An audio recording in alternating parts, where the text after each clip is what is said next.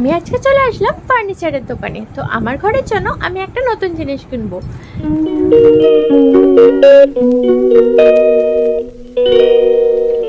Hello friends, good evening. আশা করি তোমরা সবাই ভালো আছো, আমিও খুব ভালো আছি।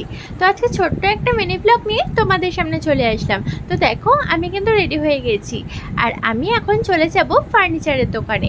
অনেক দিন ধরে ইচ্ছা ছিল ঘরের জন্য একটা নতুন জিনিস কিনবো, সেটা হলো ওয়ার্ড্রপ, কিন্তু সেটা হয়ে উঠছিল না। তো তাই জন্য আজকে আমি চলে যাচ্ছি ফার্নিচারের দোকানে। তো তোমরা তো জানো যে আমার গোপাল আমার ড্রেসিং টেবিলের মধ্যেই ছিল এতদিন, কারণ আমার ঘরটা ছোট আর সেরকম কোনো জায়গা ছিল না বলে ড্রেসিং টেবিলের আমি মাঝখানে থাকতে ওকে আমি রেখেছিলাম। তো তাই জন্য ভেবেছিলাম যে ওয়ার্ড্রপের ওপরে আমি রাখবো। আর আমি তো বললাম সেদিনকে যে আমি একটা ওর জন্য দোলনা কিনেছি।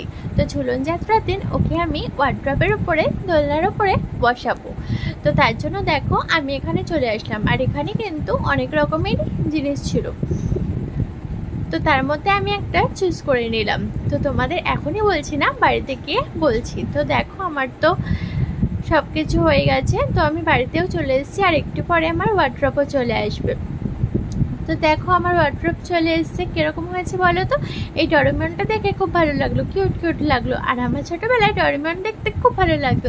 তাই যখন আমি এটা দেখলাম, আর আমার বর বাড়িতেই ছিল, ও যায়নি, তো ওকে আমি ভিডিও কল করে দেখালাম। ও বললো এটাই নিয়ে নাও। তো দেখো ড্রেসিং টেবিলের মধ্যে আমার গপু সোনা তো এখানেই এতদিন ছিল, বাট ওকে আমি ভেবেছিলাম যে কবে ওয়ার্ড্রপটা আনবো, তো ওয়ার্ড্রপের উপর রাখবো।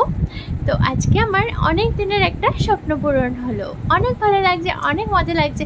আর ঘরেতে নতুন জিনিস আসলে তো বিশাল মজা লাগে। তো তোমরা আমাকে কমেন্ট করে জানাবে আমার ওয়ার্ড্রপটা কেমন হয়েছে। তো চলো আজকের ব্লগটা এখানেই শেষ করে দিচ্ছি, ছোট্ট একটা মিনি ব্লগ। যদি তোমাদের ভালো লাগে লাইক কমেন্ট শেয়ার করে দিও। তো চলো আজকের মতো টাটা, গুড নাইট।